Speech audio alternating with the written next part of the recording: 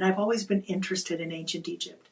And my father was a Renaissance scholar. Our house was filled with books. And anytime we expressed an interest, our house would fill with books in that interest, all of us. The coffee table would fill with whatever our interest was. And then he would read those books and we learned that. And I wanted to learn. I was so interested in ancient Egypt. And I wanted to learn how to read the hieroglyphics, the ancient Egyptian hieroglyphs. And I was 8. And so living in Chicago, we went to the University of Chicago Oriental Institute. And they had my father and I, and they had a bookstore. And I looked and I couldn't find one. And so I asked the clerk if there was a book that a child my age could maybe understand to start to learn to read the classical from the 18th dynasty ancient Egyptian language. And she showed me this little book. It was a picture book that had, hieroglyphics for phonetic sounds that you could write in hieroglyphics your name or whatever. And I said, well, this is good, but I think I should learn the language before I learn the script. And she was surprised. And so I was introduced to a professor, Dr. Livingood, who was the head of the ancient language department at the University of Chicago. And she started me on a path of learning ancient Egyptian. So it wasn't just the hieroglyphs, it was the language. And I started with the language, and then it was like simultaneous with the writing. She gave me workbooks and a great, huge tome of, graduate level college textbooks on learning to read ancient Egyptian hieroglyphics. And I took that home and was studying.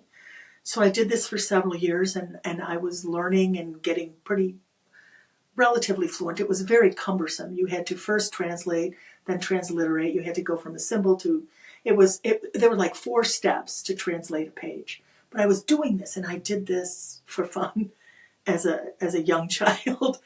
And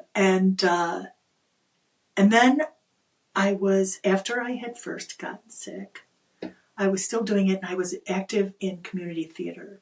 And our community theater was in an old seminary that was still, it was like a training place for monks that would travel all over the world, international monks.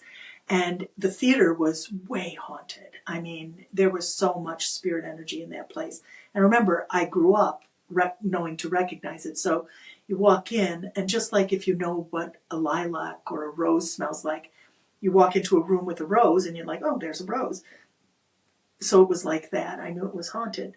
So I was doing my translations, and I had a workbook and a notebook, and I had the text, and it was a show night, and I was in the green room waiting to go on, and to keep from getting anxious about going on stage, I would just spend time doing my hieroglyphics. I just did this.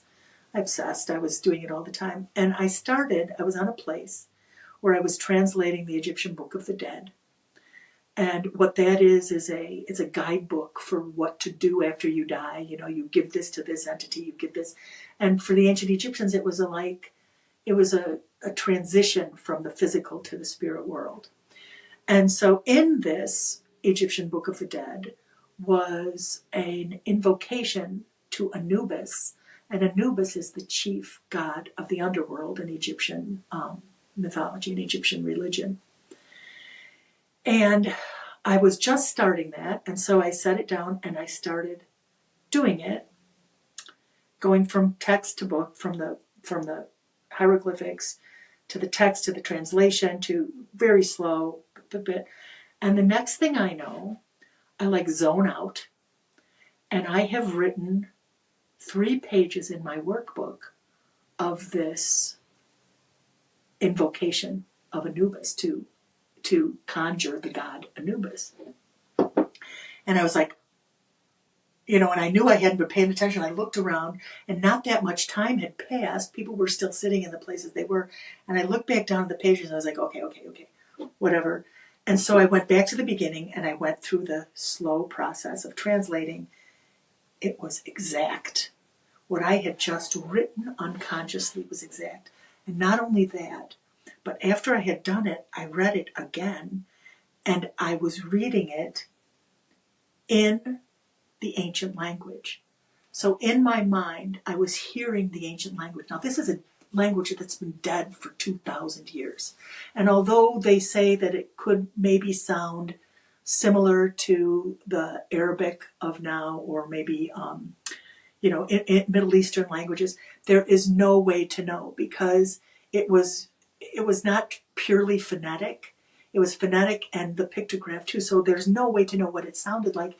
And I was hearing it.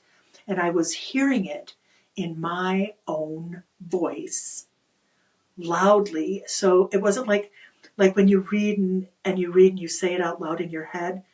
This was stating it. I was invoking Anubis.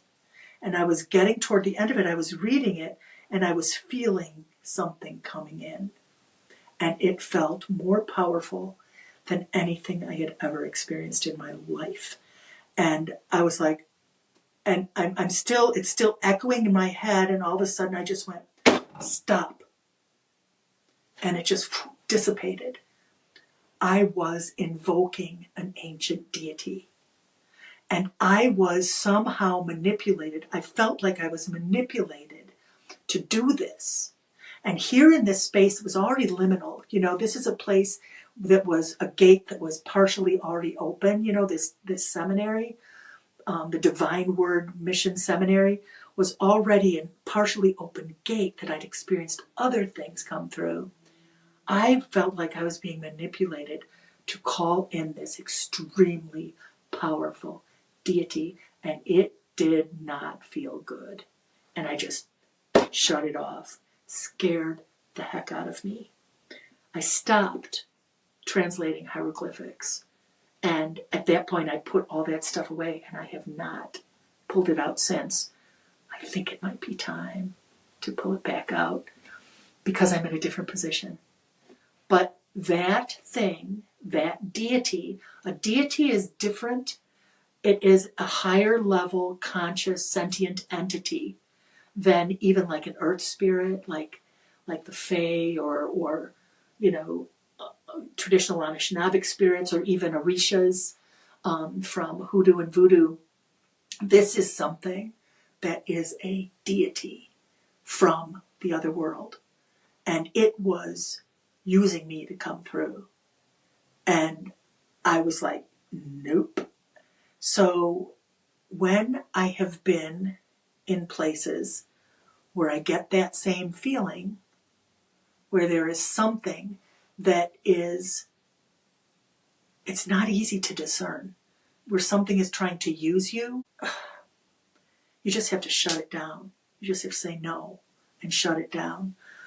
I had an experience fairly recently where I was going to go move a grief eater. This is an earth spirit that dwells in cemeteries and things, and it was a housing development had been built on an old cemetery in the 1870s, and this thing was still there, wreaking havoc in the entire neighborhood, and sucking the life out of the people who lived there and creating grief and pain for it to eat on. But this was not nourishing for it. So we were going to move this thing to the new cemetery, get it to come with us to the new cemetery, where it could both be fed and serve its purpose to relieve humans of grief. And I ordered a bunch of supplies. I do hoodoo, which is it's like root work from my ancestors are from New Orleans, and my ancestors were Creole, and they left. Some relatives stayed there, but my grandfather and his parents brought him and his siblings north to pass for white in the early part of the 20th century, right when the Jim Crow laws, when all of the segregation laws were put in place, right after there was a Supreme Court decision called Plessy versus Ferguson that said it's okay, separate but equal is okay, so it's separated. And so my grandfather, they were fairly fair-skinned, and they left New Orleans and moved to Chicago, and that's another story for another time. But oh, I forgot why I was going to that. Okay, so here's the, Feeder? yeah. Yeah. So my grandfather passed away. My grandfather did all kinds of things. Hoodoo is the root work. It's not voodoo. It's not the religion. It's the folk medicine. The folk, using roots and herbs and ritual to feel like you have power when you are in a situation where you have no power. And my enslaved ancestors had no power, so they created this rituals to give them spiritual power. Their bodies were owned and controlled by their slave owners, but their spirits were not. And so this came out of that. So this is something that I practice. So I'm going to be moving this entity, this grief eater, who I have already connected with. I felt like it was young and it was starving and I had compassion for it. And I had no idea how to do this. I tried to ask people and do some research to see if there was any way, if anyone had ever moved an entity like this. And I went to someone in a place in Chicago where I had gotten some supplies, and he's an expert on this sort of thing. And he says, well, you know how to just kill it. You know how to just exercise it. Why don't you just do that? And I said, well, I have compassion for this thing. And he said, it's in the wrong place. If it's in the wrong place, you just kick it out. You just exercise it out. And I said, so it's like a spider in your house. If there's a spider in the corner of your room, you just squish it. And he says, exactly. And I said, well, I never squish a spider. I put a cup and I take it and I put it out in the garden. And that's what I want to do with this entity. And he said, well, good luck, but I would take things so you could kill it if it turns on you, because these things are very powerful. And they are they have been fed unharmonious energy for over 100 years. And so this is something that feels evil. That when people encounter it, it feels evil. When I first saw it, I was like, that is darkness. This is darkness going around your house. You have something really dangerous right out there. It's dangerous. So I'm preparing to do this, and I called on my spirit team to help me figure out what to do. And I called on my physical spirit team as well, people who are alive, other women that do this work, energy workers, Reiki workers, and the woman who was living at the house who had a relationship with it. And we were going to move this, and I was just intuiting exactly what I needed. And I was getting messages, not so much through dreams, but through meditation. So I would sit at my altar and think about it. And we figured out a process to remove this thing. And then the week before, I had sent away for some hoodoo oils. And I make my own now. I use only local things. But I had sent away to my hoodoo supply house for oils, and I got, it was like a bargain price to get a dozen oils, and I picked out the dozen oils that I got. And when it came, the week before we were going to move we had scheduled to move the grief eater, there were 13 bottles of oil in there, and the one I did not order was Master Key oil. Now, in hoodoo, the Master Key spell is a spell that you do to control other things. You have the Master Key, and you use it to control spirit, to control other people. You do this spell for prosperity. You do this spell to influence other people. And I've got this Master Key oil, and I'm like, oh my gosh, the universe sent me Master Key oil. Maybe this is how I move this entity. And so I put it on my altar, which is at the foot of, across the room from my bed. And I started doing some research on the Master Key spell. And in order to do the spell properly, you need 3 skeleton keys. And those are the old-fashioned keys, with the bar, those kind of, they have the little handle round like this, and then they stick out and they have the things. So those old-fashioned skeleton keys. You need 3, and I didn't have any. And so I thought, well, maybe I'll go to the antique store and see if I can find a skeleton key or 2. And I'm like, okay, well, whatever. And I go to school. Okay, so I'm a teacher. I'm a music teacher. And I go to my classroom after the day after this master key oil arrives. And I open my desk drawer, and right there in the front compartment of my narrow desk drawer that keeps pens and pencils is a skeleton key. It was a small skeleton key, only about this big. And I'm like, I didn't know I had a skeleton key. I'll take this. And I put it in my pocket. There's one. And I was like, whew, sweet, I've got a skeleton key. And then I went to the antique store. I couldn't find a skeleton key. I came back home. I opened up our junk drawer. And there in the junk drawer in the kitchen is, guess what? A skeleton key. And now I have two. And I'm like, okay, all I need is one more skeleton key. I have all of the roots and herbs I need. I have the oil. I have two keys. I am ready to do a master key spell. Except I need one more key.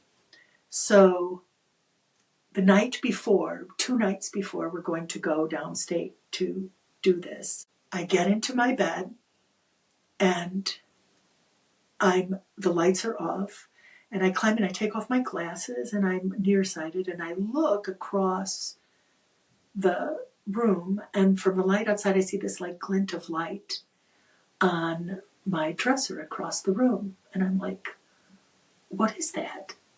And I put my glasses back on and I look, and there's something catching the light there. And I'm like, did I leave something on this? So I got up and I look, and it is another skeleton key. And I'm like, the universe has sent me the 3 keys. Dude, this is what I'm going to do. I'm going to control this entity. I am ready to go. And so I took it and I put the 3 keys, the oil, and everything I would need to do the spell in the morning before we were going to do this, move this entity, on my altar across the room from where I was sleeping. And I climbed in bed feeling really good about myself. Like, okay, my intuition is right. The universe is with me. I'm going to do this. And I went to sleep. And I had a dream. And in that dream, I was out in the sacred place that I go in the forest. And except we were camping, and we don't camp there.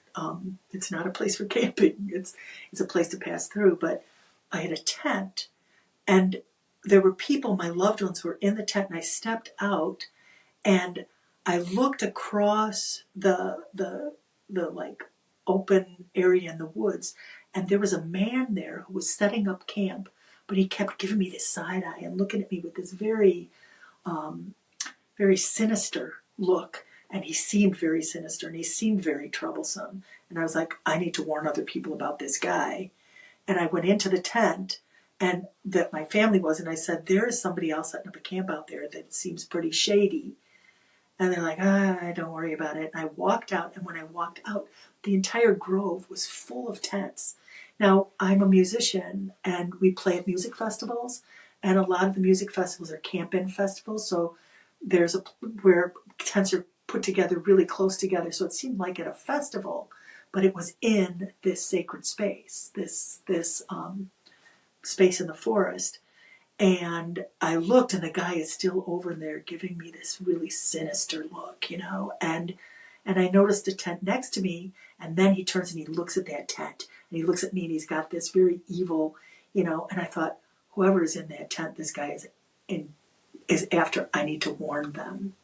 And so I opened the tent flap, and inside the tent, there were 3 women who were on sleeping bags. They were in sleeping bags, one here, and one here.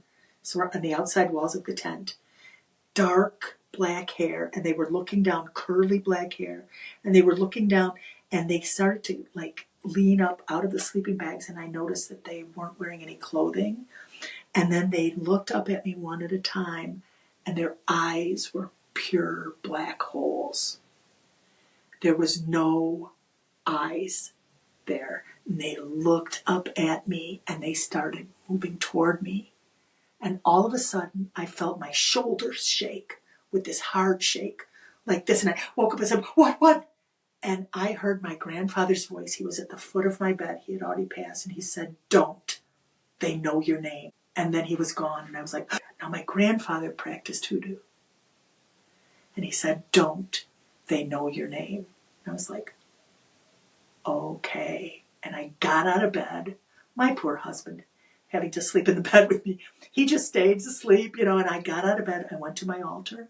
I lit my candles. I keep red flannel. Red flannel is, you can seal things in red flannel. This is a hoodoo practice. I took all those supplies. I put them in the red flannel. I rolled it up. I stitched it all closed. And I took it and I put it in a wooden box. It's still in that wooden box.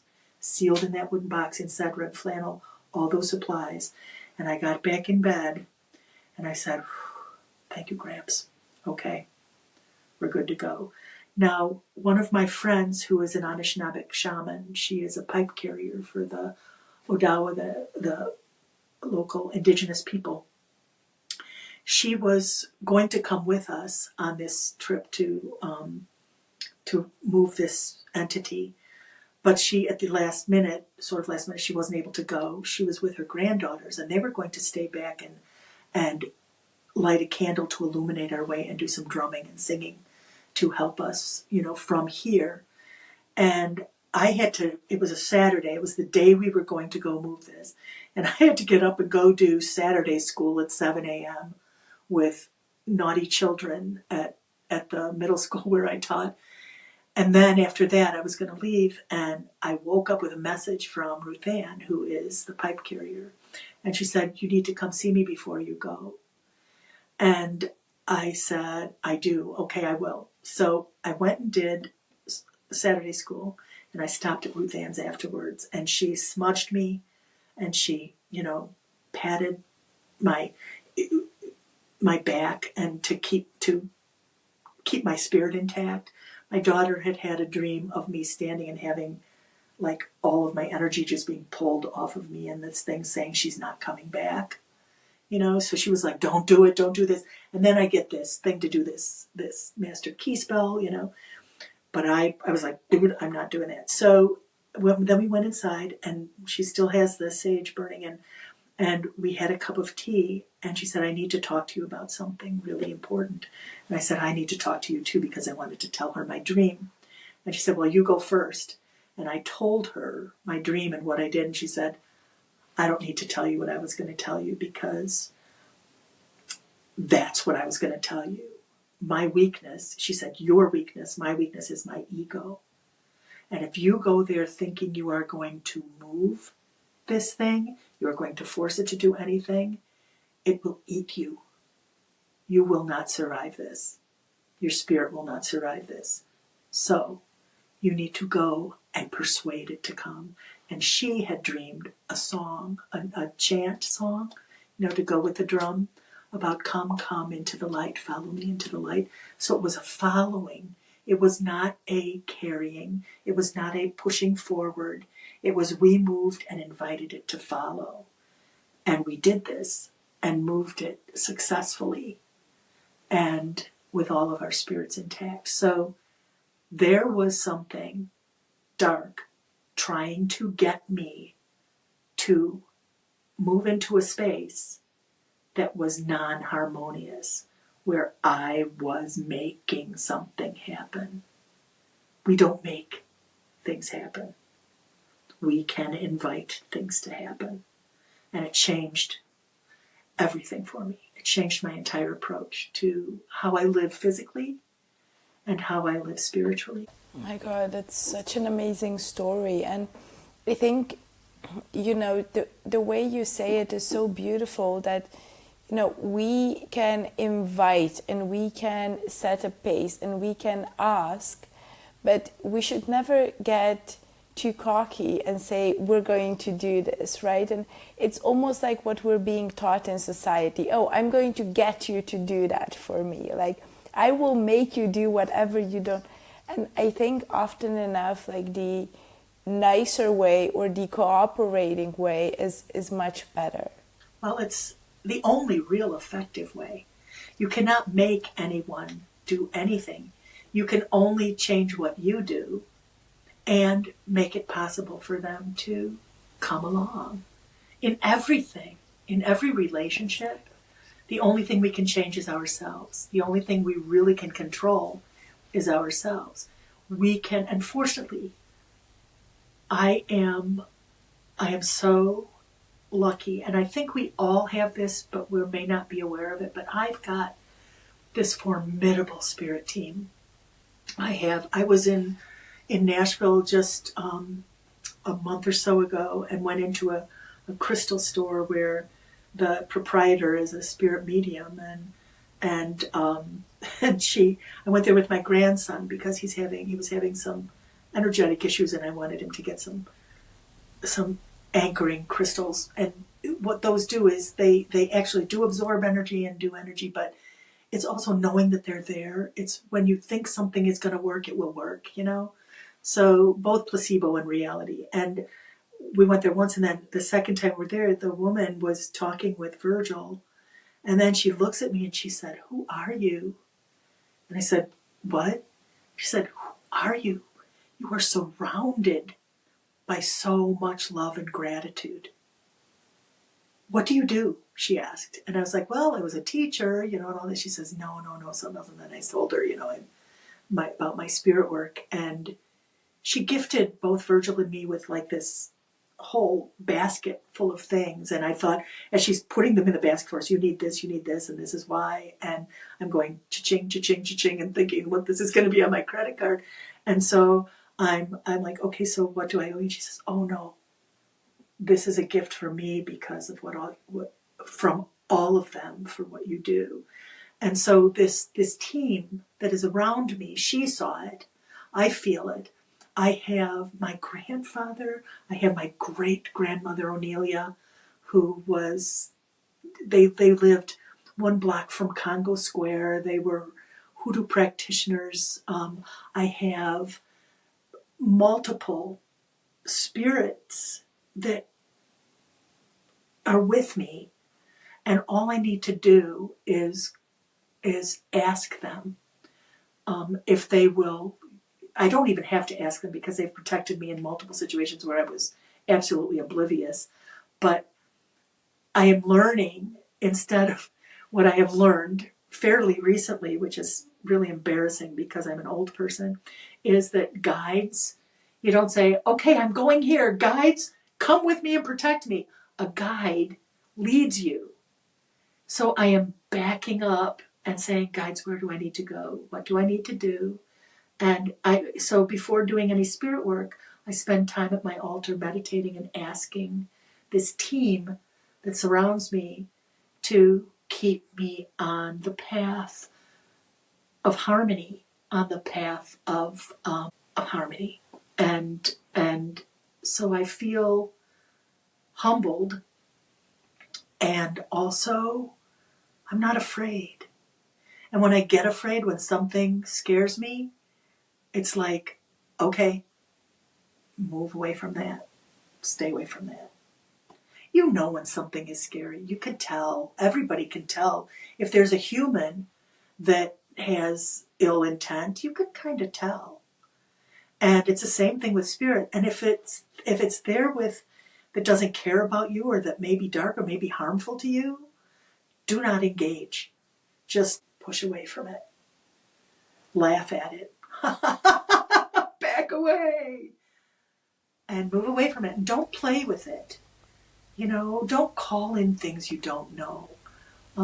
People that, for games, you hear all this lore about Ouija boards and how dangerous they are. Well, it isn't the Ouija board that's dangerous. What's dangerous is saying, "Okay, anything, come talk to me." You don't just open your front door to anything walking by. If there's something specific you want to contact with, and some kind of an oracle, a Ouija board, or cards, or whatever will help you connect, a pendulum or dowsing rods or whatever. But you don't just say, you don't play with that. Just like you don't just play with people's feelings. You need to be a responsible participant in this amazing and multi-leveled creation. That's so beautifully said. So I want to ask you about where can we find you and your work. And I think we also need to mention to the audience that the stories that you've shared with us which are with the man in the closet as well as your guardian angel, these come from your books. So can you tell us more about your books and where can we find them and where can we find you? Certainly. So my first books, I have written 2 books in the Gatekeeper series. I consider myself a gatekeeper, not in that I keep things away, but I stand at the gate and I'm aware of it opening from both sides. So the first book is called Beyond Brick and Bone, and it's written by me, but my birth name is Antoinette Shippers. And you can find that on Amazon, on that internationally on Amazon. You can also find it on Barnes and Noble. It's there. And the second book in the Gatekeeper series is A Liminal Life. And that the first book, Beyond Brick and Bone, is all of my childhood stories from the house that I was reared in that formed my awareness of spirit. And then the next book picks up in my adolescence after I moved out of that house, and the things that happened in my life that kept me on this path. Because a liminal life is a life between here and there. And as I said earlier that I was told I would have a short life, I tried to stay aware of our connection with all things. And so those are stories of things that happened in my life that kept me on this path of spiritual awakening. And then I'm also a poet, and I post a poem every day on Facebook and Instagram. I dedicated myself starting in 2020 to write 1 new poem a day, and I've done it since then. So I post one every day. And my third book that is available now is a book of poetry called Spirit Within, Spirit Throughout. And it's poems that sort of reflect my spiritual sense of things. Now, all of these the publisher is Parkhurst Brothers Publishers. So you can find them. You can find links to these books. And you can also contact me through my website, spookymizTiyi.com. The books are there. I also put links to all the various podcasts and YouTube things and whatever that I have been on. So you can go and look at my library of my weird interviews there. I have a Facebook page, Spooky Ms. Tiyi, and a Facebook group, Ghost Stories with Spooky Ms. Tiyi. During lockdown, I started doing Sunday night stories of my own experiences on Facebook Live. And then I saved them all to my YouTube channel, which is Spooky Ms. Tiyi on YouTube. And I have over 50 personal experiences, liminal ghost experiences up there, and a few interviews where I chatted with other people, my family members or some friends who had other spooky, anomalous experiences. So between YouTube, website, Facebook, and I don't have Spooky Miss on Instagram. I'm an old person. I'm just getting used to Instagram. But I do have my Tiyi Shippers on Instagram that I post my poems. So if you like the poems. Now I'm posting a photograph with a poem. At first it was just the poems, and then the next year it was a poem with a description of the poem form or style. I've written in 170 different poetic styles in the past several years. And now I do a photograph that I write the poem about. So anyway, and there's my third Gatekeeper book is with the publisher right now. It's finished and in the editorial phase, and that hopefully will be coming out in the fall. And that's called Grace in the Cabin. And that is about a specific place of haunting that had multiple layers of haunting, and my interaction with the ghosts in that place and how things had happened with that. And that will be out in the fall. And then I'm working on 2 others. I'm working on, actually, the main project that I'm working on is a book about like a guide to spirit work. And that's, so all of my philosophy and the things that I've learned is going to go into that, and that'll be probably another year before that comes out. So you're quite busy for the foreseeable future. Yes. Yes, I've dove completely into this. I feel like what I've learned is in this life that I've lived, in this liminal life that I've lived, is unique in a way that I've been aware of it. I think everybody lives in the same multiverse that I live in, but I pay attention, and there are others who do. And there's so much to learn from that. And I feel like I need to put that down and leave that so that there is something left that can help even when I'm no longer here. I wrote my first book, just my children asked me to write my ghost stories from our haunted house in Chicago, just so that they would have them. And then my daughter Era, who's helping me with this new book that I'm working on, told me that it's not just the stories, it's your story, it's your origin story. So I went back and changed that. And that book was a huge change for me because when I was writing it, I was still working, and then I was in an accident that left me really disabled, seriously disabled for a long time. And I kept writing it, and when I finished the first part of the story, the ghosts of my childhood started visiting me at night. And I deal in spirit all the time. I am not afraid of ghosts. And I would wake up, and there they would be. The man in the closet was at the foot of my bed. The slinky lady was at the foot of my bed. The others were like just there, like, trying to get my attention. And I would wake up and be startled and disturbed by this and send them away. And I just kept sending them away and pushing them back. And then I was like, why am I doing this? I'm writing these stories. They need to tell me something. So then the next night when I woke up, I said, okay. I know you need to tell me something, but I need to sleep. Get out of my bedroom. You're not allowed here. I don't let spirit in my bedroom. You're not allowed here. But tomorrow, when I go to work, come and tell me your story. So that book, the first half is my story, is the ghost stories. And the second half is a story that they told me, the ghost's story. And I had never done anything like that in my life. And the first part took me a year and a half, 2 years to write. The second part took me 4 weeks. There it was, and it was done.